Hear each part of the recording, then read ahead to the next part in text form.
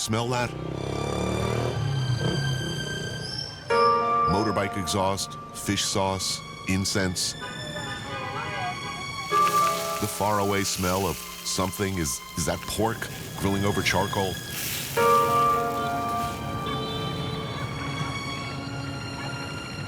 Vietnam. It could be no place else.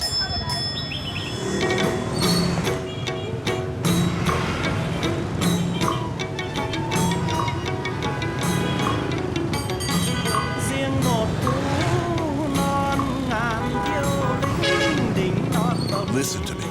Listen to me. There is no other way to see this city, Hanoi, than from a motorbike or a scooter. To do otherwise would be to miss it all.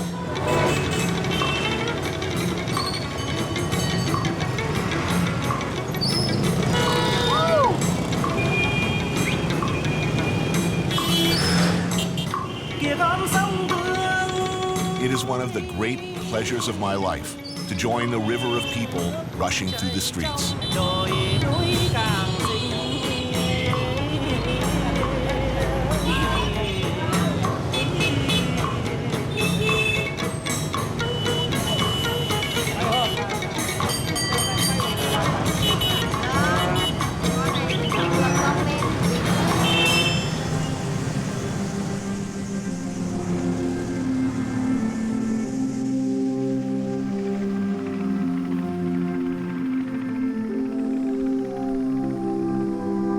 Vietnam. It grabs you and doesn't let you go. Once you love it forever. I've been coming here since 2000, the first time I'd been to this part of the world, and it's held a special place in my heart and my imagination since. I keep coming back. I have to.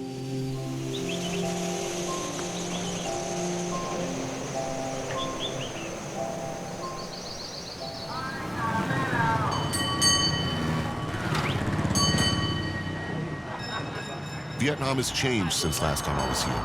It's changing every minute.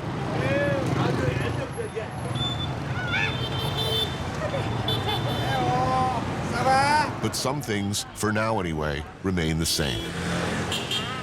Important things, like this stuff. That's gonna be good. Bun ok, first meal in Hanoi, and it's something they do here better than anywhere else. Okay, I'm officially in Hanoi now.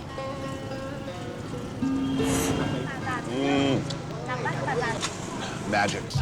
A spicy, wonderful broth with tomatoes and herb and noodles and fresh snails. Plump and delicious. Look at those beauties. Come to me, plump little love muscle.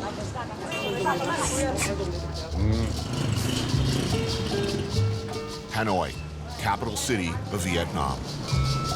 7.5 million people live here. In the winter, it's chilly and damp. In the summer, hot, humid, subtropical. The boulevards and many of the buildings are French. But its heart and soul is always, always Vietnamese. Americans coming here as tourists for the first time, especially veterans of the war, are shocked by how friendly the place is. People are genuinely happy to see you. This is Hanoi's old quarter, but it's looking less and less old these days. Man, this area's changed, though. In the Irish/Czech themed pub next door. Vietnam is a young country. Almost half of Vietnamese are under the age of 30. Fewer every year even remember what they call here the American War. Those years were a defining time for just about everyone, Vietnamese or American, who lived through them. And though there are still a lot of conflicted feelings back home, for most Vietnamese these days, the war has become an abstraction, not even a memory. Vietnam is still a poor nation, but the standard of living has improved a lot with the relaxing of hardline communist economic policies. More and more foreign tourists every year. Western chains, inevitably, are everywhere. And President Obama is visiting for the first time, taking another step on the long path toward toward normalizing relations between the two countries. That is good. Ooh, hot. Ooh, I hit that chili hard.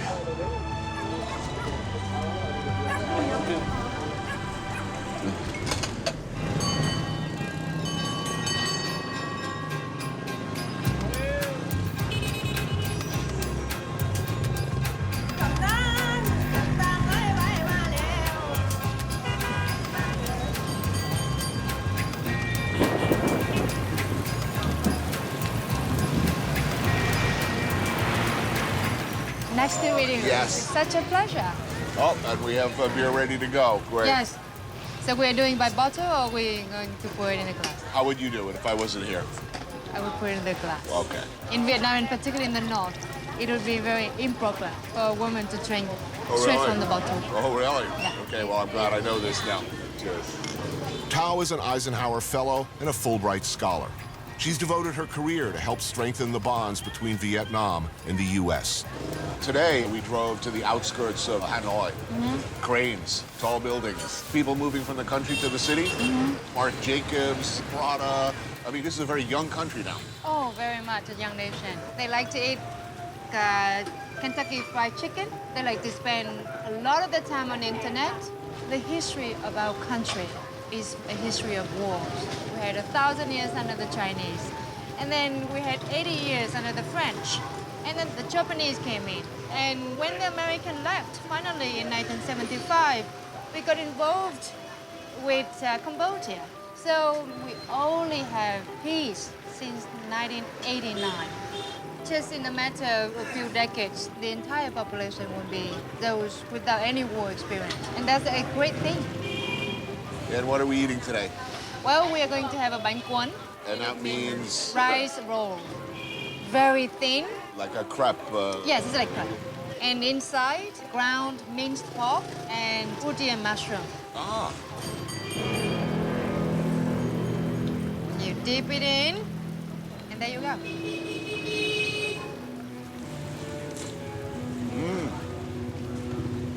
oh, that's very good. Everything we do internationally, someone refers back to the Vietnam experience. You know, let's not do that again. Let's Or- not repeat Vietnam. But I find it interesting that the people who had perhaps the most painful experience were among the first to reach out.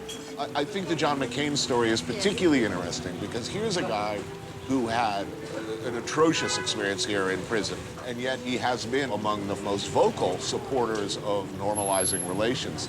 It took several trips to Vietnam, and so he could see Vietnam in a different light. It's no longer a war. It's a country with people. Have you been out with returning veterans from? Oh, yes, all the time. They often want to go to the area that they serve. Oh, yes, They often even meet with the people they fought. yes, B-52 pilots come to the areas they unloaded their bombs. yes. What is that experience like? What do you see when they come? Extremely emotional. Extremely emotional.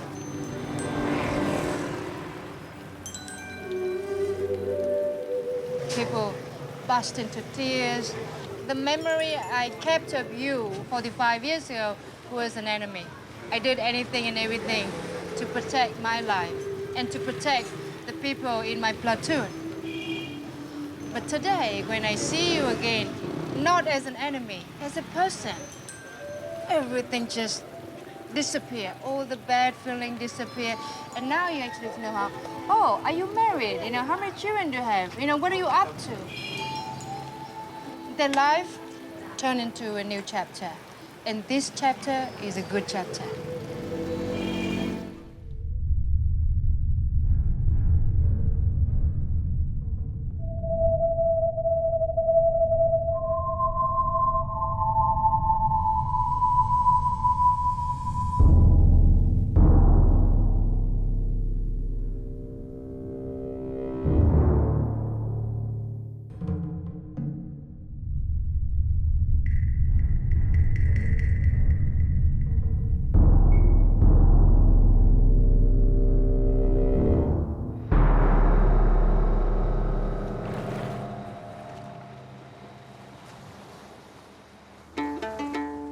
a morning swim, a bowl of spicy noodles, and a view. Perfect.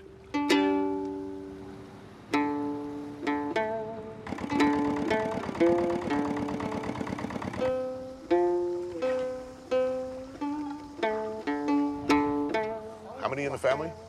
6 young couple and their 3 kids, and then the grandma's living with them. The oldest kid is a girl, and she was sent into the shore with some relatives to go to school because they have no schooling here. Right. Floating fishing villages like this used to be found in nearly every sheltered cove or corner of Halong Bay. But as Vietnam becomes a more popular tourist destination, authentic fishing villages are starting to disappear. The government has been relocating fishing families inland, hoping to minimize their ecological impact. The people that living on floating villages, they're just genuinely nice and willing to open their home to us, and They basically farm oysters. yeah. A lot of pearls for sale in Halong Bay and in Vietnam. They come from places like this. It takes over a year to grow each pearl, and there's no guarantee an oyster will even yield one.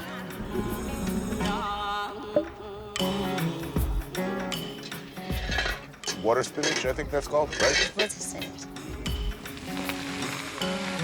That's the most common vegetable for Vietnamese in Yes. summertime. Yeah. What kind of fish are these? Little fish. Yeah.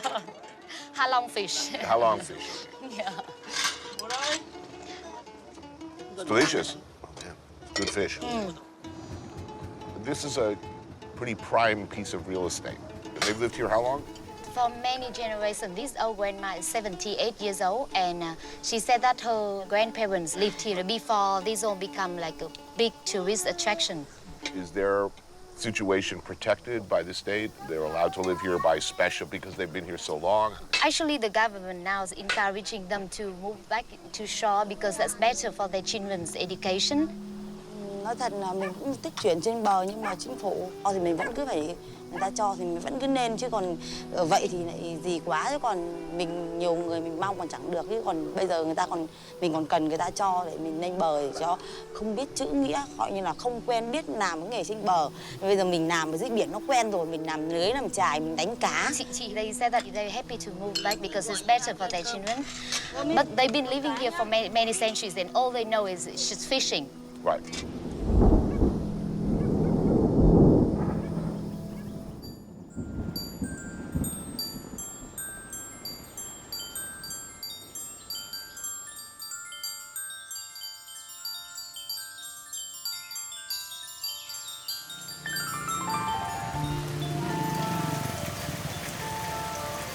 Just another day in paradise. A tropical downpour in a working-class neighborhood on the outskirts of Hanoi.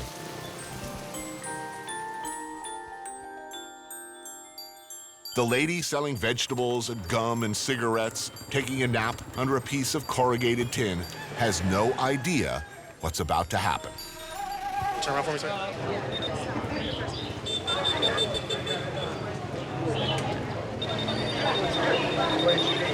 1, 2, get down.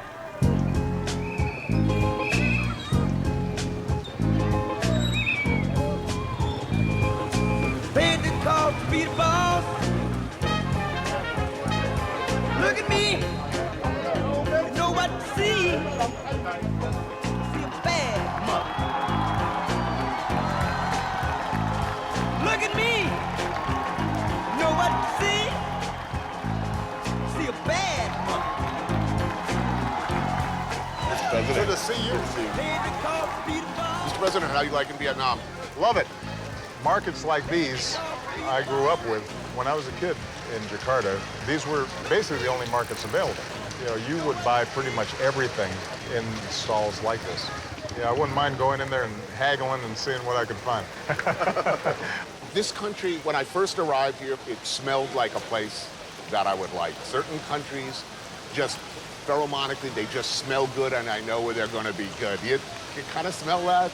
You know, there's certain spices that you can smell in certain countries that you just don't smell back home. Now, you know, there's some smells that aren't as appealing as well. But that's part of the mix. It is indeed. Yeah. Head for the turnaround. How you doing, guys? How are you? Head for the turnaround. I know me. Told you so.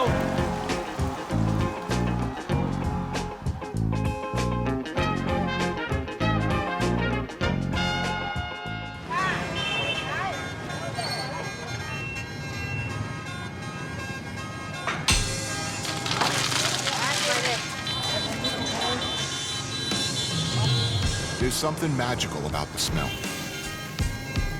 The minute you touch down here, it grabs you, it captivates you, and chances are, it holds you forever. I'm not the first to feel this way.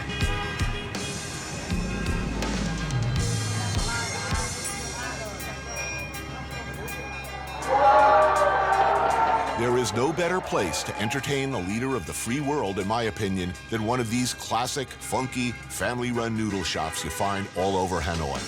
Dinner and a beer cost about $6. I'm guessing the president doesn't get a lot of state dinners like this.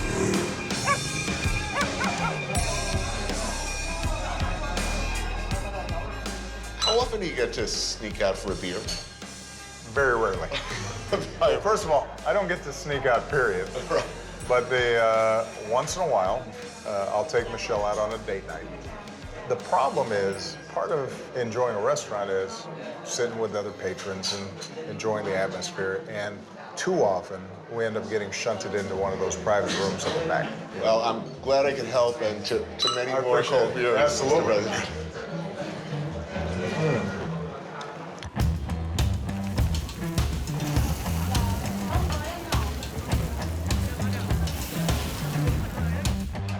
All right, you're gonna have to, I will walk you through. you're gonna have to walk me through this. We're about to eat buncha. And it is about as typical and uniquely a Hanoi dish as there is. These beautiful little pork patties, some grilled pork belly. Bun cha is served in a broth of vinegar, sugar, and the ubiquitous duoc mam, or Vietnamese fermented fish sauce. Chilies to taste. I mean, if you have an important state function after, you might not want to You go know too what? heavy on garlic. I'm going with this thing. You know, we're gonna do what's appropriate. Vinegar. All right. And then you just hack off noodles. You just drop them in your bowl. Yeah, it's not too elegant, but I'm managing. And you dip and stir and get ready for the awesomeness. I'm ready. Now, is it appropriate to just pop one of these whole suckers in your mouth, or do you think that you should be a little more... Well, slurping is totally acceptable in this part of the world, but It takes some skills, by the way, to handle these sticky cold noodles. But whatever your opinion of the man, the president has those skills. I gotta say. This is killer. This is outstanding. So good to hear. It's really good. And we share, apparently, a sentimentality about Asian street food and Southeast Asia in general. One of my favorite meals of all time. There's an area between Jakarta and Bandung, another city in Indonesia, called Puncak, and it's up through the mountains. So you'd have these roadside restaurants overlooking the tea fields. There'd be a river running through the restaurant itself, and there'd be these fish, these carp that would be running through, and you'd pick the fish. They'd grab it for you and fry it up, and the skin would be real crispy, and they just serve it with a better rice. And it was the simplest meal possible, and nothing tasted so good. now, as a Chicagoan, trickier question fraught with peril. Is ketchup on a hot dog ever acceptable? No. No, I mean that. That's one of those things like, well, let me put it this way.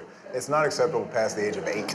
My daughter's 8, and she put ketchup on eggs the other day, and I didn't know what good parenting called for at this point. An intervention. I think so. I think you just got to say, you know what, that's not acceptable. I'm sorry.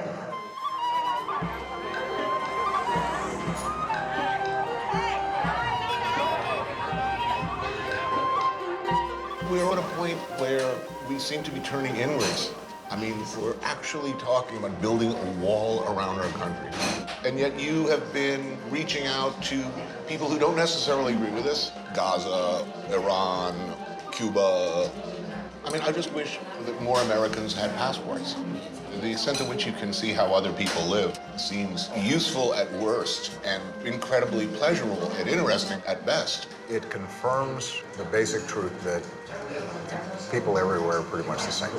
The same hopes and dreams. And when you come to a place like Vietnam and you see former American Vietnam vets coming back, when you see somebody like a John Kerry or a John McCain, two very different people politically and temperamentally, but who were able to bond in their experience of meeting with their former adversaries. And you don't make peace with your friends. You make peace with your enemies.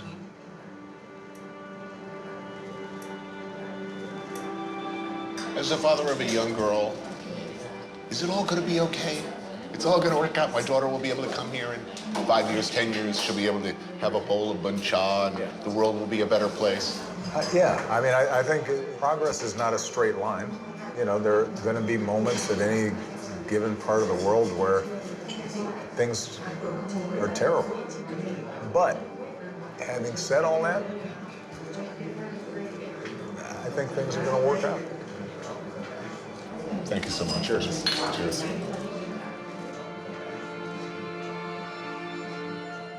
Vìน้องơi, nhìn sao hầu ơi, hầu khóng khảnh bán khuẩn sơ ca, hầu khóng khảnh áo nám mưa ná hầu thay. The vast majority of this country don't remember the American war. They don't remember any war. No. You used to be a tour guide. Yes, For how many years? 15 years. 15 years. I know you have to bring people over to the museum, the American War Museum, what, every time, right? Yeah. In your lifetime, is there going to be a time when that's not going to have to be a stop? It won't be necessary. It won't even be important. No one will remember. Or should people always remember? I think it's good to remember so we don't make the same mistake, you know. Some people choose to be angry, to hold grudge, but then some people choose to let go and for the peace inside themselves. That's up to the person. And I think it's good that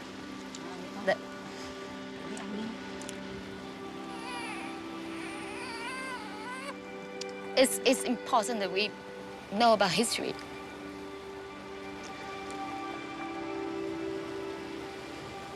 And to make sure it's never happen again.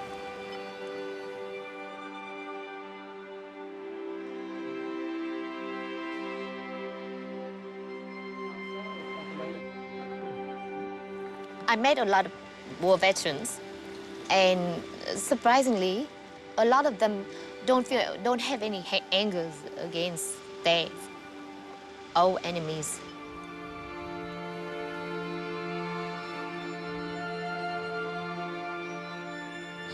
And that's amazing.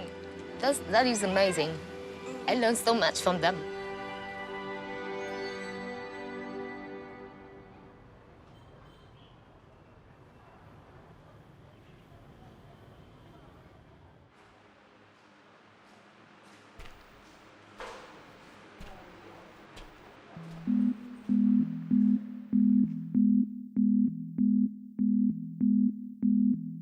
For Vietnamese, we have so many legends.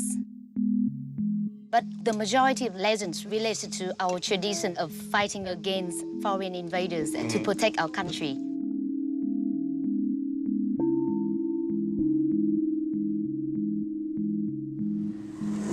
Over the last 20 years of my life, I've seen a lot of changes. And we know that there's still a lot of shortcomings.